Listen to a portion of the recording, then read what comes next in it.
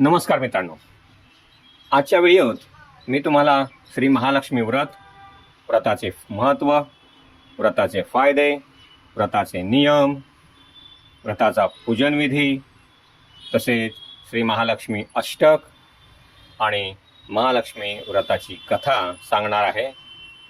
कृपया शेवटपर्यंत ऐका. व्रताचे महत्त्व. महालक्ष्मी पूजन हे घरातील दारिद्र्य, अडचणी आणि नकारात्मकता दूर करणारे शक्तिशाली साधन आहे. हे पूजन सद्गुण, समृद्धी आणि सौभाग्य वाढवते. व्रताचे फायदे.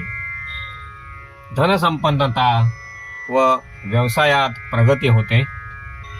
घरात शांतता व सुख समाधान मिळते.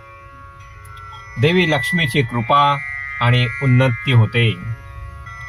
व्रताचे नियम. पूजनाच्या दिवशी घरात स्वच्छता राखा. उपवास किंवा सात्विक आहार घ्यावा. राग, मत्सर आणि वाईट विचारांपासून दूर राहावे.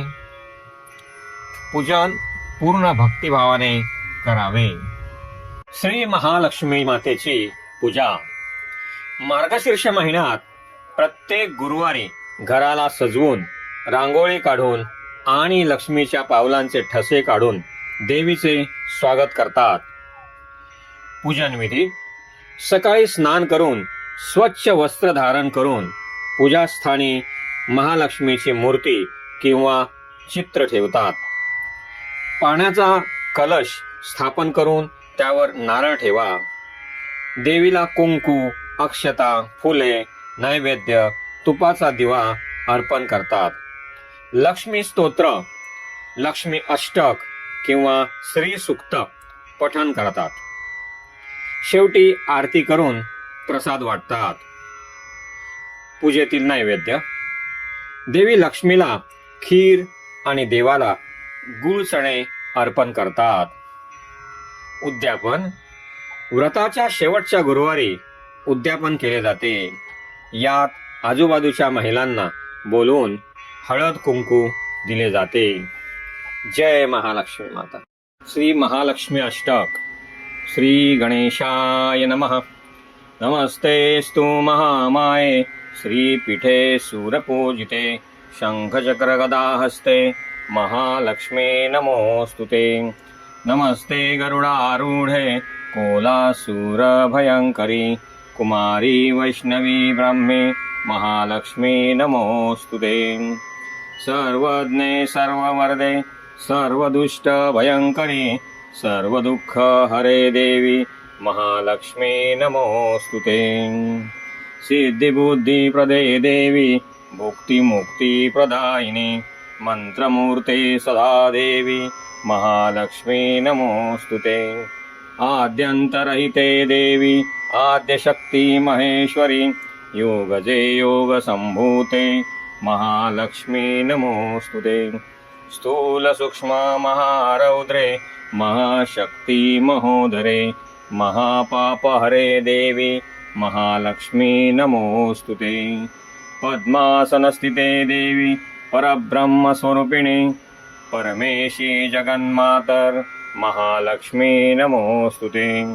श्वेतांबरधरे देवी नानालंकारभूषिते जगत्स्थिते जगन्मातर महालक्ष्मी नमोस्तुते.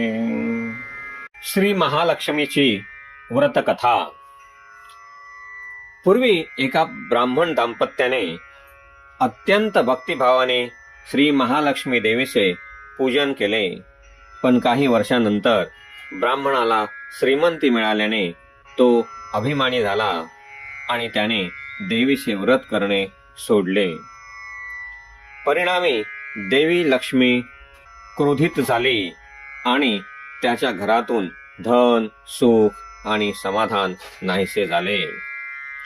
एका दिवशी ब्राह्मणाची पत्नी रडत बसली असता देवी लक्ष्मी तिच्या स्वप्नात प्रगट झाली आणि म्हणाली, तू माझे व्रत नियमित कर आणि इतरांना याचे महत्त्व सांग.